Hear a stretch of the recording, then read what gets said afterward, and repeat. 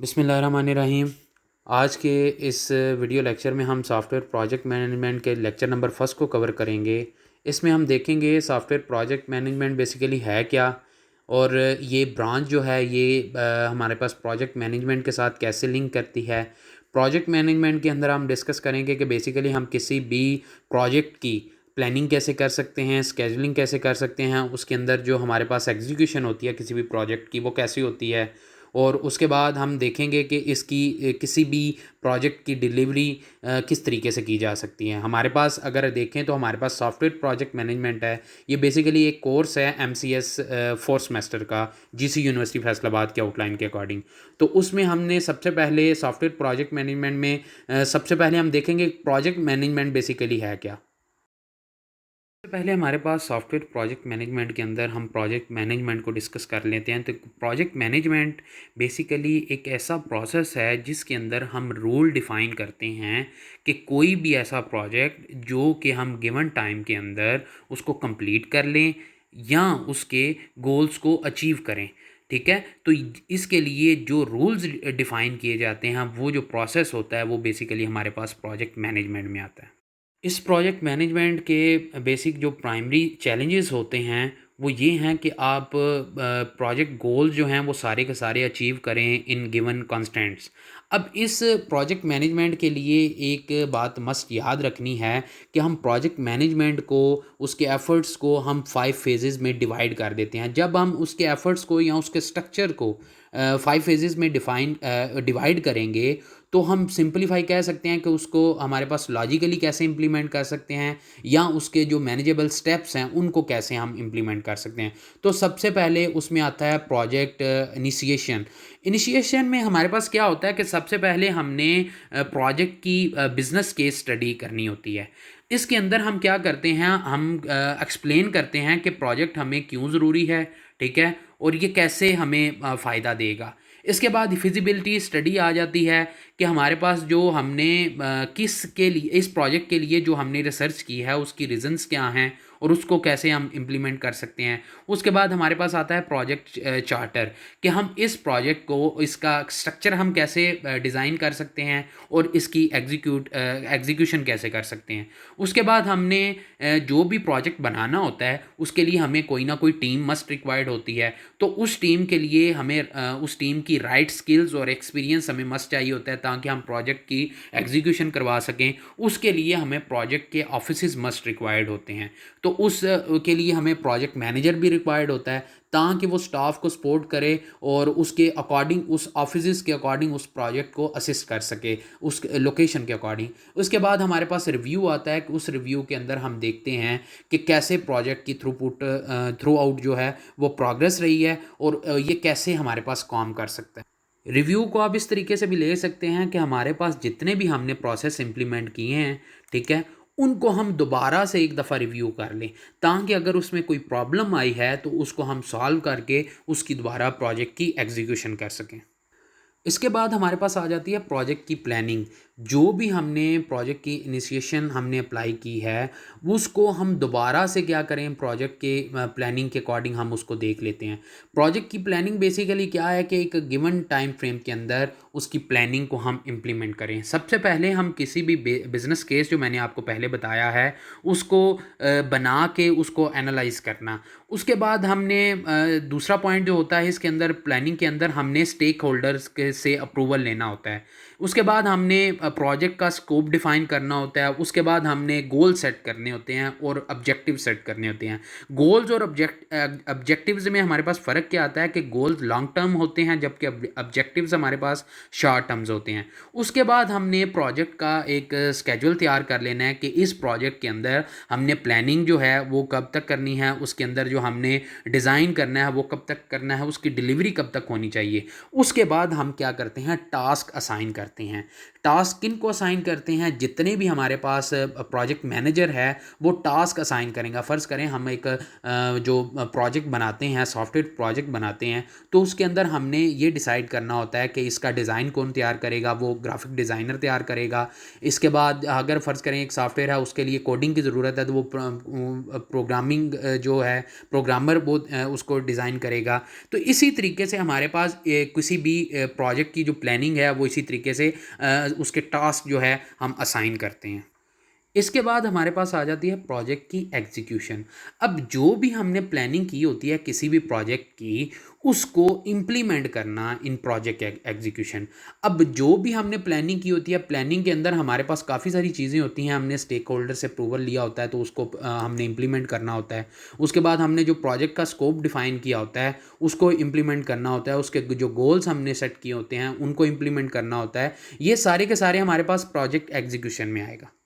इसके बाद हमारे पास प्रोजेक्ट मॉनिटरिंग एंड कंट्रोल आ जाता है। प्रोजेक्ट मॉनिटरिंग एंड कंट्रोल के नाम से ही आप देखें तो इसके अंदर जितना भी प्रोजेक्ट की जो प्लानिंग है उसको इम्प्लीमेंट किया होता है, तो उसके ऊपर हमने डायरेक्ट ऑब्जर्वेशन रखनी होती हैं। समटाइम्स होता है उसके ऊपर फार्मल सर्वेस करने पड़ते हैं, उस प्रोजेक्ट के ऊपर उसके रिकॉर्ड्स को चेक करना पड़ता है। तो हमारे पास उसको उस प्रोजेक्ट को मॉनिटर करना और कंट्रोल करना, ठीक है। उसके अंदर हमारे पास ग्रुप डिस्कशंस भी आ जाती हैं कि उसकी अवेलुएशन करना, यानी ये एक ऐसी टेक्निक है जिसके अंदर हम प्रोजेक्ट की अवेलुएशन कर सकते हैं। इसके बाद हमारे पास आता है लास्ट और सबसे जो फोर्थ है पावरफुल हमारे पास पॉइंट कह लें या फेज़ कह लें, वो प्रोजेक्ट क्लोजर आता है। इसके अंदर इस लाइफ साइकिल के अंदर, प्रोजेक्ट लाइफ साइकिल के अंदर हमने देखना होता है कि हमारे पास जो भी हमने इम्प्लीमेंटेशन की हुई है, प्रोजेक्ट की प्लानिंग की हुई थी, उसके बाद हमने एवेल्युएशन किया है, अब हमने उसको डिलीवर करना है कस्टमर को, ठीक है। तो सबसे पहले उसके अंदर हमने उसके डॉक्यूमेंटेशन जो बिज़नेस के होते हैं उसको पास करवाना होता है, ठीक है। उसके बाद हमने जितना भी स्टाफ हमने हायर किया होता है उसको रिलीज़ करना होता है, उसके इक्विपमेंट्स को रिलीज़ करना होता है। उसके बाद हमने स्टेक होल्डर्स को इन्फॉर्म करना होता है जो प्रोजेक्ट की क्लोजर होती है। तो ये हमारे पास सारे का सारा क्या था, ये प्रोजेक्ट मैनेजमेंट का बेसिक एक पार्ट था। इसके बाद हमारे पास आ जाता है सॉफ्टवेयर डेवलपमेंट, यानी सॉफ्टवेयर प्रोजेक्ट मैनेजमेंट के अंदर प्रोजेक्ट मैनेजमेंट को तो हमने डिस्कस कर लिया, लेकिन हमारे पास जो सॉफ्टवेयर डेवलपमेंट है उसको मस्ट डिस्कस करना पड़ेगा, तो तभी हमारे पास सॉफ्टवेयर प्रोजेक्ट मैनेजमेंट को हम इजीली अंडरस्टैंड कर सकते हैं। तो सबसे पहले हम देखेंगे कि सॉफ्टवेयर बेसिकली है क्या। तो सॉफ्टवेयर बेसिकली एक सेट ऑफ इंस्ट्रक्शंस होती हैं जो कि किसी भी प्रोग्राम को यूज़ करके कंप्यूटर को ऑपरेट कर सकते हैं और उससे स्पेसिफिक टास्क हम क्या कर सकते हैं, एग्जीक्यूट करवा सकते हैं। इसके अपोजिट हमारे पास हार्डवेयर होता है जो कि हमारे पास फिजिकली एस्पेक्ट्स होते हैं कंप्यूटर के। सॉफ्टवेयर बेसिकली हमारे पास एक जेनेरिक टर्म होती है जिसको हम यूज़ करके एप्लीकेशन को, स्क्रिप्ट्स को या कोड को प्रोग्राम के थ्रू रन करवा सकते हैं डिवाइस के ऊपर। अब इसके बारे में एक बात मस्ट याद रखिएगा कि सॉफ्टवेयर डेवलपमेंट बेसिकली हमारे पास ये set of computer science activities होती हैं जो कि एक ऐसा प्रोसेस है जिसके अंदर हम किसी भी सॉफ्टवेयर को या तो बना सकते हैं, उसका डिज़ाइन बना सकते हैं, उसके डिप्लॉइंग हो सकती हैं, या हमारे पास सॉफ्टवेयर की सपोर्टिंग जो है उसमें हम बना सकते हैं। तो आप कह सकते हैं कि सॉफ्टवेयर डेवलपमेंट एक ऐसा प्रोसेस है जिसके अंदर हम किसी भी सॉफ्टवेयर को बना के उसको इम्प्लीमेंटेशन कर सकते हैं, उसकी डिज़ाइनिंग उसकी डिज़ाइन कर सकते हैं उसको, ठीक है। तो इसकी बेसिक हमारे पास 3 टाइप्स हैं, लेकिन हमारे पास जो 4th टाइप है उसको भी ज़्यादातर डिस्कस किया जाता है। हमारे पास सबसे पहले जो आता है सिस्टम सॉफ्टवेयर आता है, ठीक है। उसके बाद हमारे पास प्रोग्रामिंग सॉफ्टवेयर्स आते हैं, उसके बाद हमारे पास एप्लीकेशन सॉफ्टवेयर्स आते हैं और उसके बाद हमारे पास एम्बेडेड सॉफ्टवेयर्स आते हैं। इन टाइप्स को थोड़ा सा ओवरव्यू इसका देख लेते हैं कि हमारे पास जो सिस्टम सॉफ्टवेयर होते हैं बेसिकली हमारे पास प्रोवाइड करते हैं कोर फंक्शंस जो है, सच एज़ ऑपरेटिंग सिस्टम होता है, डिस्क मैनेजमेंट होती है, हार्डवेयर मैनेजमेंट होती है, ठीक है। उसके बाद जो प्रोग्रामिंग सॉफ्टवेयर होते हैं वो हमारे पास प्रोग्रामर जो टूल्स अप्लाई करते हैं, लाइक टेक्स्ट एडिटर्स जो होते हैं, कंपाइलर यूज़ करते हैं, लिंकर यूज़ करते हैं, डिबगर यूज़ करके उसको आगे टूल्स को यूज़ करके कोड को जनरेट करवाते हैं या कोड बनाते हैं, ठीक है। और एप्लीकेशन जो सॉफ्टवेयर होते हैं, ऐप्स जिनको बोलते हैं बेसिकली, वो हमारे पास यूज़र क्या करते हैं, उनसे टास्क परफॉर्म करवाते हैं।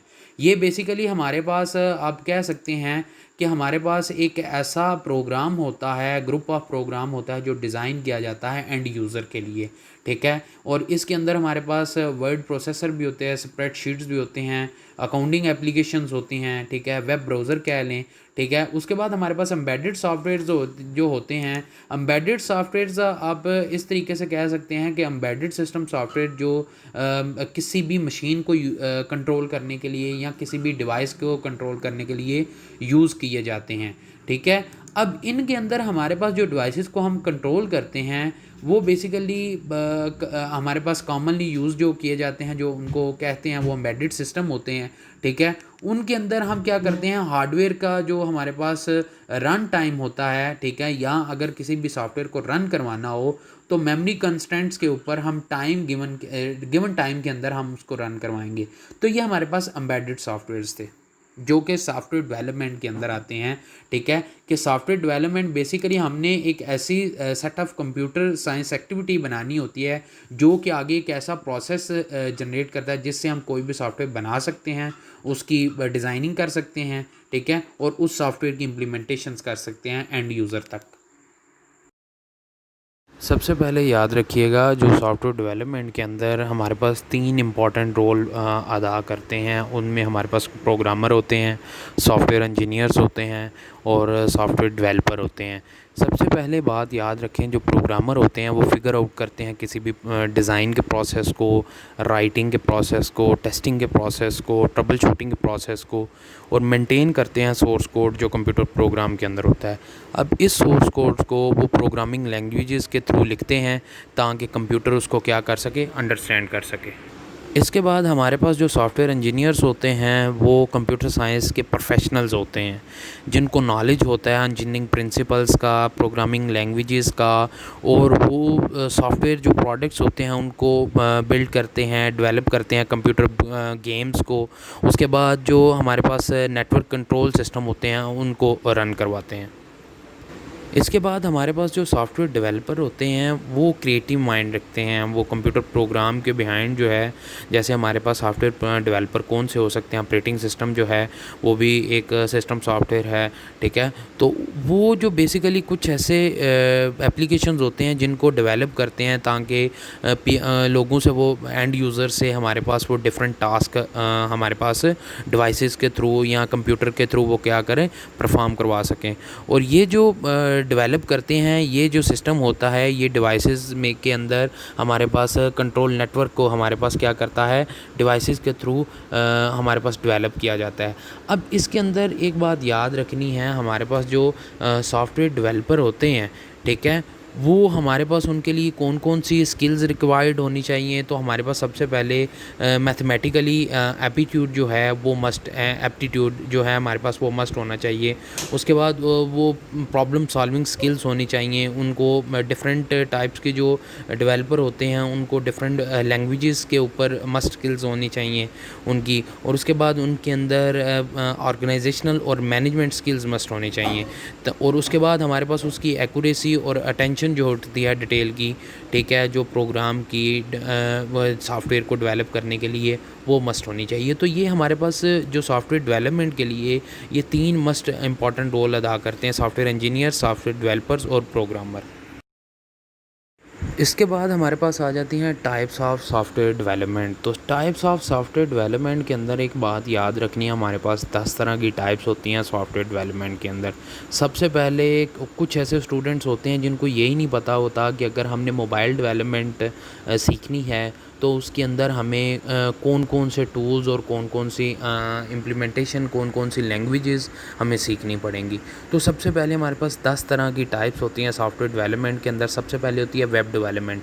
वेब डेवलपमेंट के अंदर हमारे पास जो हमें बेसिक लैंग्वेजेस सीखनी पड़ती हैं या उनके जो टूल्स हमने सीखने पड़ते हैं वो सबसे पहले HTML है, जावास्क्रिप्ट है, C++ है, ASP.NET है, PHP है, पाइथन है, रूबी है, रेल्स है, एक्सेट्रा। यानी हमारे पास ये काफ़ी सारी ऐसे लैंग्वेजेस हैं जो वेब डेवलपमेंट के लिए हमें मस्ट सीखनी पड़ेंगी। उसके बाद हमारे पास आती है मोबाइल डेवलपमेंट। मोबाइल डेवलपमेंट में अंदर सबसे पहले हमें एंड्रॉयड को सीखना पड़ेगा। उसके बाद ऑब्जेक्टिव सी को, स्विफ्ट को, फॉर iOS के लिए, और उसके बाद HTML5 को, जावा को, सी हैश को, ये हमें इसके लिए सीखना पड़ेगा। उसके बाद डाटा साइंस के लिए जो आजकल फील्ड बड़ी एमफिल के लिए बड़ी बच्चे अप्लाई करते हैं, तो डाटा साइंस के लिए उसके अंदर हमारे मैथलैब और हमें पाइथन जो है ये आजकल ये बड़ी इन है, जिसकी वजह से बहुत से स्टूडेंट्स जो हैं वो डाटा साइंस की तरफ जा रहे हैं। उसके बाद C++ है और सी है। उसके बाद एप्लीकेशन डेवलपमेंट है, उसके अंदर हम जावा को ज़्यादा प्रेफर करते हैं, पाइथन को करते हैं, C++ को करते हैं, सी हैश को करते हैं। इसके बाद हमारे पास होता है एक बैकएंड डेवलपमेंट। बैकएंड डेवलपमेंट के अंदर हमारे पास जो लैंग्वेजेस को हमें सीखना पड़ेगा, तो हमें पाइथन, जावा, C++, MySQL, DBase, Oracle database के लिए, ठीक है। और जो सॉफ्टवेयर हमारे पास टूल्स डेवलपमेंट है, उसके लिए जावा, पाइथन, C++, ठीक है। एपीआई के लिए जो डेवलपमेंट है, जो एपीआई डेवलपमेंट है, उसके लिए भी हमें यही रिक्वायरमेंट्स है। उसके बाद एम्बेडेड सिस्टम डेवलपमेंट है, उसके लिए हमें एम्बेडेड सी सीखनी पड़ेगी, असेंबलर, पाइथन, आर्डियानो, जो कि ज़्यादातर इलेक्ट्रिकल इंजीनियरिंग में ज़्यादा यूज़ की जाती है। हमारे पास जो इंजीनियरिंग के अंदर स्टूडेंट्स होते हैं इलेक्ट्रिकल के अंदर, वो ज़्यादातर आर्डियानो पे काम करते हैं, ताकि वो आर्डियानो यूज़ करके डिजिटल सर्किट्स के अंदर वो डिज़ाइन कर सकें, प्रोग्रामिंग कर सकें, ठीक है। वो सारी की सारी आर्डियानो के अंदर इम्प्लीमेंटेशन होती है। उसके बाद हमारे पास सिक्योरिटी सॉफ्टवेयर डेवलपमेंट होती है। उसके बाद हमारे पास क्लाउड कंप्यूटिंग होती है, जो उसके अंदर जावा, XML, उसके बाद और है, ठीक है, गूगल गो है। उसके बाद हमारे पास और भी काफ़ी सारी ऐसी हैं जो कि हम यूज़ करते हैं, ठीक है। अब इसके अंदर एक बात याद रखिएगा, ये हमारे पास वाहिद ऐसी लैंग्वेजेस हैं, ये हमारे पास ओवरव्यू है लैंग्वेजेस का, एक बात याद रखनी है, जिसके अंदर हमारे पास सॉफ्टवेयर डेवलपमेंट की हमारे पास टाइप्स आगे आ जाती हैं, ठीक है। ये अगर आप इन लैंग्वेजेस के पे ऊपर अबूर हासिल कर लेते हैं, तो आप किसी भी अच्छी ऑर्गेनाइजेशन के अंदर, अच्छे सॉफ्टवेयर हाउस के अंदर आप कोई भी डेवलपमेंट स्टार्ट कर सकते हैं। आप एज ए मैनेजर सीट पे हों, या आप देखें तो सॉफ्टवेयर प्रोजेक्ट मैनेजमेंट के अंदर देखें तो सॉफ्टवेयर डेवलपमेंट है, तो इनके अंदर आपको अबूर हासिल होगा, तो तभी आप प्रोजेक्ट मैनेजमेंट की तरफ आ सकेंगे, तभी आप किसी प्रोजेक्ट को लीड कर। अगर आपको मेरा लेक्चर पसंद आया है तो गेट एंड स्प्रेड नॉलेज के चैनल को आप सब्सक्राइब कर सकते हैं और बेल आइकन के बटन को प्रेस कर दें, ताकि आपको रेगुलर अपडेट्स आती रहें। Thank you.